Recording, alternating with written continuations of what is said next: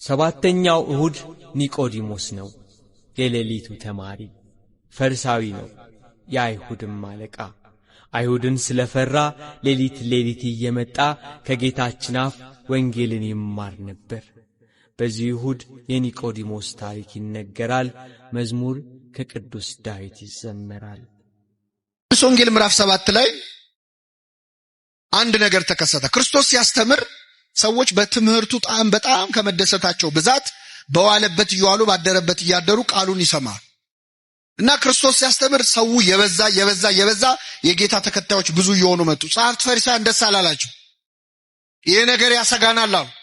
መጨረሻ 2 ወታደሮች ሮማውያን ጠሩና ደና ጉልበት ያላቸው እንደው ጠብደሎቹ ጠሩና ሂዱና የናዝሬቱን ኢየሱስን አስራችሁ ይዛችሁልን ኑ አሏቸው። እሺ ብለው እነዚህ 2 ወታደሮች ክርስቶስን ሊይዙ ጉዞ ጀመሩ። ከኔ ጋር ናችሁ? እግዚአብሔር ከሁላችን ጋር ይሁን።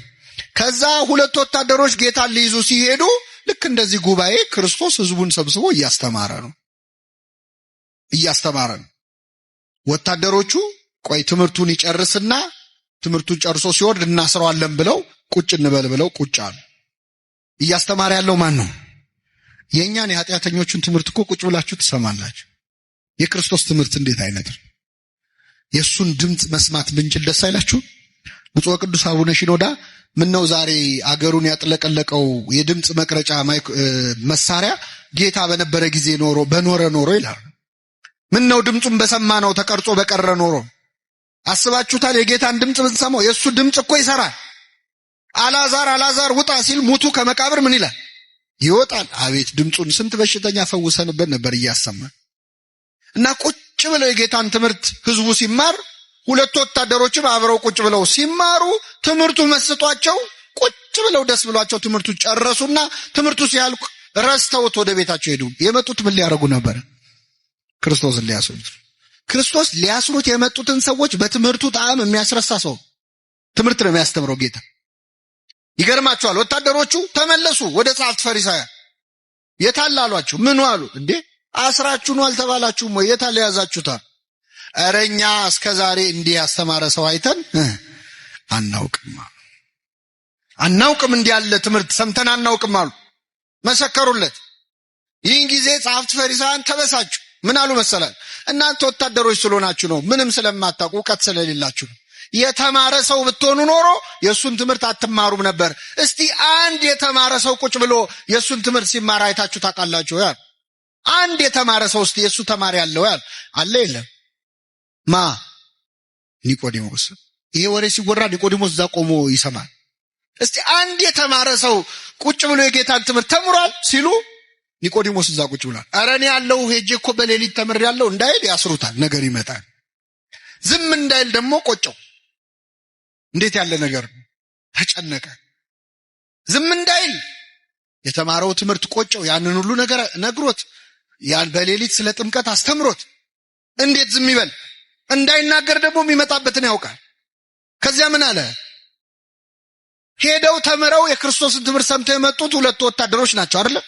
እኛ ሄደን አልሰማንም፣ ባልሰማነው ነገር መፍረድ እንችላለን ነው? ሕጉ እኮ አይፈቅድም አለ ኒቆዲሞስ። ብልጥ አይደለም? ቢያንስ ዋናውን ባያነሳ ትንሽ ስብሰባውን መረበሽም ጥሩ ነገር ነው አይደል? ይሄ ምን ማለት መሰላችሁ? በሃይማኖታችሁ አትፈሩ፣ በማተባችሁ አትፈሩ። የምትሰሩበት ቦታ፣ የምትማሩበት ቦታ፣ የምትነግዱበት ቦታ ክርስትናችሁን እንዲታይ የማትፈልጉ ከሆነ ኒቆዲሞስ መጀመሪያ የነበረበት ችግር አለባችሁ ማለት ነው። ኒቆዲሞስን ለሶስተኛ ጊዜ የምናገኘው በዮሐንስ ወንጌል ምዕራፍ 19 ላይ ነው። በዮሐንስ ወንጌል ምዕራፍ 19 ላይ ኒቆዲሞስ እንደ መጀመሪያው ቀን በሌሊት ፈርቶ ክርስትናውን በድብቅ ላድርግ ሳይል፣ እንደ ሁለተኛው ቀን ፈራ ተባ ሳይል በአደባባይ ክርስትናውን የገለጸበት ቀን። በአደባባይ መቼ ነው ካላችሁ ጌታችን መድኃኒታችን ኢየሱስ ክርስቶስ በመስቀል ላይ ተሰቅሎ በሞተበት ዕለት ዓርብ ዕለት። ታስታውሱ ከሆነ ዓርብ ዕለት ጌታችን መድኃኒታችን ኢየሱስ ክርስቶስ 9 ሰዓት ላይ ነፍሱን ሰጠ። ልክ እንደሞተ አይሁድ ሐሳባቸው ምን እንደሆነ ታውቃላችሁ? መሰቀሉ ሳይበቃ የገሃነም ሸለቆ የሚባል አለ፣ ቆሻሻ መጣያ ቦታ። ስጋው እዛ እንዲጣል ነው የፈለጉት፣ እንዲቀበር አልፈለጉም። ማዋረድ ስለፈለጉ ማለት የሚቀብረው እንዲጠፋ ይኸው መሲህ ቢሆን ኖሮ በእውነት እሱ ክርስቶስ ቢሆን ኖሮ እንዴት ስጋው እንዲተልከስክሱ ይወድቅ ነበር ለማለት እንዲያመቻቸው። ልክ ክርስቶስ ሲሞት ግን 2 የአይሁድ ሸንጎ አባላት ወደ ጲላጦስ ሄደው የኢየሱስን ስጋ ለመኑ ይላል። እስኪ በሉ የኢየሱስን ስጋ ለመኑ። ማናማ? ዮሴፍና ኒቆዲሞስ። ኒቆዲሞስ ጌታ በሞተበት ዕለት በትክክል እምነቱን ገለጸ። በጣም የሚገርማችሁ ጌታ እኮ ሞቷል፣ አያየውም፣ ይታዘበኛል አይል፣ ሞቷል። በሞተበት ዕለት፣ ወዳጅ ባጣበት ዕለት፣ ደቀ መዛሙርት ሁሉ ጥለውት በሸሹበት ዕለት ከዮሐንስ በስተቀር ብቻውን በሆነበት ዕለት በአደባባይ በተሰቀለ ጊዜ ስጋውን ለመለመን ወደ ጲላጦስ ሄደ ይላል። እዚህ ላይ ለእኛ ትልቅ ትምህርት ነው። የኢየሱስን ስጋ ዮሴፍና ኒቆዲሞስ ሄደው ጲላጦስን የኢየሱስን ስጋ ለመኑት ይላል። ትልቅ ጸሎት ነው በእውነት። አሁን እኛ ላለመቁረብ ከምናቀርባቸው ምክንያት አንዱ ንስሐ አባቴ ጥሩ አይደሉም፣ በደንብ አይዙኝም፣ አይንከባከቡኝም፣ ፊታቸውን አጠቆሩብኝ፣ እንዲያርግ ያሉኝ፣ እንዲያታርጋሉኝ እያለ ከንስሐ የሚርቅ ሰው አለ። መለማመጥ ዓለም የማይፈልግ ማለት። ለክርስቶስ ስጋና ደም አይደለም ካህን ቀርቶ ጲላጦስም ይለመናል። ለመኑት፣ እባክህ የኢየሱስን ስጋ ስጣን አሉት። ጲላጦስ ምን አለ መሰላችሁ? ከመቼው ሞተ አለ ይላል። ምን ማለት ነው? መስቀል ላይ ተሰቅሎ በ3 ሰዓት የሞተ ሰው የለም። ምክንያቱም መስቀል ላይ መሰቀል አይገልም እኮ በራሱ። ክርስቶስ እኮ መሰቀሉ አይደለም የገደለው። ከዚያ በፊት 6666 ጊዜ ምን ብሏል? ተገርፏል፣ ደክሟል። ስለዚህ መስቀል ላይ በቀረችዋ ሰዓት ስቃይ የተቀበለባት ሰዓት ነች። ፍቅሩን የገለጸ። የሚገርማችሁ ስለኛ ያን ሁሉ ስቃይ ተቀብሎ ሲቸነክሩት እንኳን አምጥተው ጠጅ ያጠጣሉ ሮማውያን። የሚቸነክሩት ሰው ትንሽ እንደው ቁስሉ እንዳይሰማው ጠጅ አጠጥተው ትንሽ ሰክሮ ደንዝዞ ህመሙ ሳይሰማው እንዲያልፍ ማለት። ክርስቶስ ግን ጠጅ ሲያመጡለት ተፋው ነው የሚለው። ስለኛ የሚቀበለውን መከራ በምንም መቀነስ አልፈለገም። ሁሉን ህመም ታሟል፣ ከራስ ፀጉሩ እስከ እግር ጥፍሩ ድረስ። ስለ መተላለፋችን ቆሰለ፣ ስለ በደላችን ታመመ። በእርሱ ቁስል እኛ ቁስል አሁን እንዴት ይፈውሳል? ቁስል እኮ ሲነካ ይጋባባል። የክርስቶስ ቁስል ግን የሚፈውስ ቁስል ነው፣ የሚፈውስ ህመም ነው፣ ታሞ ማዳን የሚችል ቁስል ነው።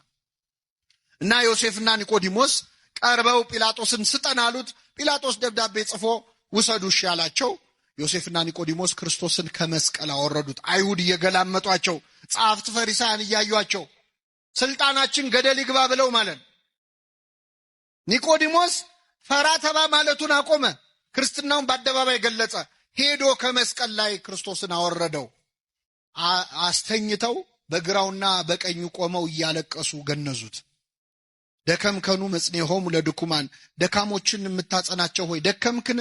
ሞትከኑ መንሥኤሆሙ ለሙታን፣ ሙታን የምታስነሳ ሆይ አንተ ሞትክን? እያሉ እያለቀሱ መገነዝ ጀመሩ። ይህን ጊዜ መላእክቱን ልኮ ነገራቸው። እንዴት እንደ ሩቅ ብእሲ እንደ ፍጡር እያለቀሳችሁ ትገንዙኛላችሁ? እያመሰገናችሁ ነው እንጂ ብሎ በመላእክቱ አስነገራቸው። ይህን ጊዜ ቅዱስ እግዚአብሔር ቅዱስ ኃያል ቅዱስ ሕያው ዘይመውት፣ ቅዱስ እግዚአብሔር ቅዱስ ኃያል ቅዱስ ሕያው የማይሞት እያሉ እየተንቀጠቀጡ ገነዙት። ክርስቶስን መገነዝ እንዴት አይነት ክብር ነው! ቅዱስ ኤፍሬም ሶርያዊ ዮሴፍና ኒቆዲሞስን ይጠይቃቸዋል። እንዴት ችላችሁ ገነዛችሁት? እንዴት አስቻላችሁ? ዓይንን የሚያበራውን አምላክ ዓይኑን እንዴት ከደናችሁት? ሽባ የሚፈውሰውን አምላክ እጆቹን እግሮቹን እንዴት አሰራችሁ? የታሰረውን የሚፈታውን ጌታ እንዴት አድርጋችሁ ፈታችሁ አሰራችሁት ይላል። እና ዮሴፍና ኒቆዲሞስ በክብር ገነዙት። ቤተክርስቲያናችን የዮሴፍና ኒቆዲሞስን ክብር በደንብ ተረድታለች። አሁን ቤተክርስቲያን ስትሳለሙ መጀመሪያ ወድቃችሁ መሬቱን ትስማላችሁ አይደል? ከዛ ግራውንና ቀኙን። መሬቱን ስንስም መቃብሩን ነው እየተሳለምን ያለን። ግራና ቀኙን ስንስም ዮሴፍና ኒቆዲሞስን ነው የምናስታውሰው። አባቶቻችን ቅዳሴ ላይ ሲቀድሱ ንፍቁ ካህንና ሰራዩ ካህን ጸሎት ሲያደርጉ ምንድነው የሚለው? ሰራዩ ካህን ዋናው ካህን ምንድነው የሚለው? ጌታ ሆይ እኔንና ይህን አብሮኝ የሚቀድሰውን ካህን ስጋህን እንደገነዙ እንደ ዮሴፍና እንደ ኒቆዲሞስ አድርገን ይላል። የሕማማት ቀን ደግሞ ብትገቡ ቤተ መቅደስ ታያላችሁ ተአምር። የክርስቶስን ልክ እንደተገነዘ ሆኖ 2 ካህናት ይዘው 41 ጊዜ እየተዞረ እግዚኦታ እየተባለ እነሱ የተሰማቸው እንዲሰማን የሚያደርግ ጸሎት አለ። የትንሣኤ ሰሞን ደግሞ ገና ቅዳሴ ስንጀምር ሃሌሉያ ዮሴፍ ወኒቆዲሞስ ገነዝዎ ለኢየሱስ ዮሴፍና ኒቆዲሞስ ኢየሱስን ምን አሉት ገነዙት እያልን ነው ቅዳሴ የምንጀምረው ራሱ ክርስቶስን መገነዝ እንዴት ያለ ክብር ነው ክርስቶስን መገነዝ ትፈልጋላችሁ ይላል ቅዱስ ኤፍሬም ሶርያዊ ይገርማችኋል መገነዝ ይፈልግ ነበርና ምን ያደርጋል መሰላችሁ በጠዋት ይነሳና በማታ ይወጣና ሌሊቱን ሙሉ ጎዳና ተዳዳሪዎች ነዳያንን በተኙበት ይፈልጋል ከመሃላቸው የሞተ ካገኘ ደስ ይለዋል ይገንዘዋል ሲመለስ ፊቱ በርቶ ይመለሳል ምን አግኝተን የተደሰትከው ሲሉት ክርስቶስን አግኝቼ ገነዝኩት ይላል ደሃን ማብላት ክርስቶስን ማብላት ከሆነ ደሃን መገነዝ ማን መገነዝ ነው ክርስቶስን መገነዝ ስለዚህ ኒቆዲሞስ በቤተክርስቲያናችን እጅግ ትልቅ ክብር ያለው ቅዱስ ነው በኒቆዲሞስስ ምን እንማራለን የምትሉ ከሆነ እድገት በሉ እድገት ኒቆዲሞስ የመጀመሪያው ክርስቶስን ያገኘበት ከክርስቶስ እግር ስርም ሲማር የነበረበት ወቅት የዮሐንስ ወንጌል ምዕራፍ 3 ላይ በማታ እየመጣ እያፈረ እየተሸማቀቀ ይማር ነበር እያፈረ እየተሸማቀቀ የአይሁድ መምህር ስለሆነ ከክርስቶስ እግር ስር በቀር ተቀምጦ ቢማር ሌሎች የሚመለከቱት ሰዎች አላዋቂ ነው ብለው እንዳይናገሩት አሁን ከኛ መካከል ታሞ ከሰው ጋር ሲጸበል አሞኛልና ሰው እንዳያየኝ ብሎ በየጸበሉ በየጉራንጉሩ ሰው ሳያዩ የሚሽሎኮሎክ የለም አለ በደንብ አድርጎ እንጂ መታመማችንን ሰው እንዲያውቅብን ማንፈልግ ማለት ነው ኒቆዲሞስ እንዲህ አይነቱ ነበር ከዛ ደግሞ ከፋል ከአይሁድ ፊት ሆኖ ጌታችን ኢየሱስ ክርስቶስ የአይሁድ ረበናት ይዘውት እንዲመጡ ወታደሮችን ላኩ እና ወታደሮቹ ክርስቶስ ሲያስተምር የነበረውን ትምህርት ሰምተው ሲጨርሱ ሳይዙት መጡ እና ምን ሆናችሁ ነው ሲባሉ ካነጋገሩ ጣዕምና ለዛ የተነሳ እንዲህ ያለ ትምህርትም አስተማሪም አይተንም ሰምተንም አናውቅም አሉ እናንተም ሳታችሁ ማለት ነው ብለው ተናገሩ እና ኒቆዲሞስ የዛን ጊዜ ላይ አፍ አውጥቶ ለክርስቶስ ተከራክሮ ነበር ጌታ ይፈረድበት ብለው ሲናገሩ አንድ ሰው ከመጀመሩ ነው ክሱን ሳይሰማ ቆሞ የሚመረመረው አሉ ነብይ ከገሊላ እንደማይወጣ መጽሐፍ መርምረህ እይ ብለው ተሰናበቱ ለጥቂት ጊዜም ቢሆን በኒቆዲሞስ በዚህ ጥያቄ ምክንያት የአይሁድ ሸንጎ ተበትኖ ነበር የኒቆዲሞስን እድገት ተመልከቱት ድሮ ጨለማ ውስጥ ሆኖ ስለ ጌታው መናገር የሚያፍር ነበር ሰው እንዳያየው የሚመላለስ አሁን ደግሞ ከሌሎች ሰዎች ጋር ቆሞ ስለ አምላኩ የሚናገር ሆነ ልክ እንዳልኳችሁ ነው አንዳንዶቻችን ለመፈወስ ከእግዚአብሔር ምህረት እጆቹ እንዲዘረጋልን ስንፈልግ ማታ ሰው በማያየን ሰዓት ልክ ብለን እንመጣለን ልክ ያ እድገታችን እየጨመረ ግን ሲመጣ እለት ሰው እንዳያየን ብለን እግዚአብሔር እንዲያየን የምንመጣ ከሆነ ግን ልክ እግዚአብሔር የተመለከተን ጊዜ ላይ ሊያዩን በማይፈልጉና መታየት በማንፈልግበት ቦታ ላይ ተደብቀን ስለመጣንለት ስለ እግዚአብሔር መመስከር እንጀምራለን አፋችንን አውጥተን አንተ መች ቤተክርስቲያን ሄደን የተሰማው ተብሎ ሲጠየቅ ቤተክርስቲያን መሄድ የሚያሸማቅቀው ነገር የሆነበት ሰው ልክ ቤተክርስቲያን ሰው ሳያየው መመላለስ የጀመረበት ወቅት ላይ እግዚአብሔር ጥንካሬ ሲሆነው አይ እንደናንተ እኮ ቀንቀንም ማለምጣ እንጂ ማታማታም እኮ እየመጣው እኮ እሳለማለሁ ያን ያክልማ ምንም ነገር የሌለኝ አትምሰል ይላል ይሄ እኮ ምስክርነት እኮ እሄዳለሁ ብሎ እየተናገረ እኮ መጨረሻ ኒቆዲሞስ የተገኘው የት ነው የምትሉ ከሆነ ከጲላጦስ ጋር ፊት ሄዶ ከዮሴፍ አርማቲያስ ጋር አብረው ሆነው የክርስቶስን ሥጋ ስጠንና እንገንዘው እያሉ ሲጠይቁ ህመምተኛ የሆነ ሰው ጤናውን ፈልጎ ከእግዚአብሔር እግር ስር ራሱን ከጣለ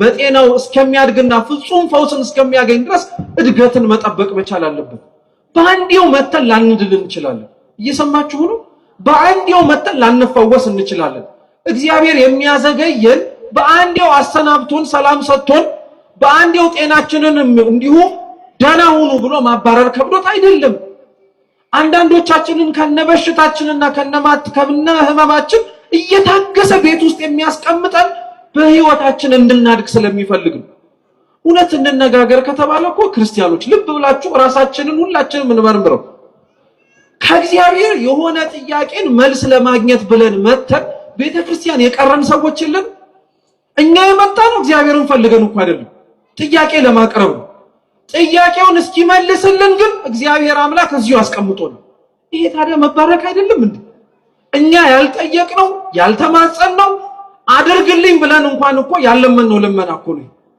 ሁላችንም ቢባል እንኳን ይሄ የሚከብድ ነገር አይደለም። አያችሁት እግዚአብሔር ጥቂት ጊዜ አብራችሁት እንድትቆዩ እስከ ተወሰነ ጊዜ ላይ ከነህመማችን አብራን ቁጭ እንድንል የሚፈልገው ፈውሶን ሰላም ሁኑ ብሎ ማሰናበት ከብዶት አይደለም። አንዳንዶቻችን ጤናውን ባገኘን ጊዜ ላይ እግዚአብሔርን ትተነው ስለምንድን እውነት ከእግዚአብሔር ጋር ብንታመም ይሻላል እግዚአብሔርን አተን ጤነኛ ከምንሆን እሱ ነበር የሚሻለን። ኒቆዲሞስ ማለት ይሄ ነው።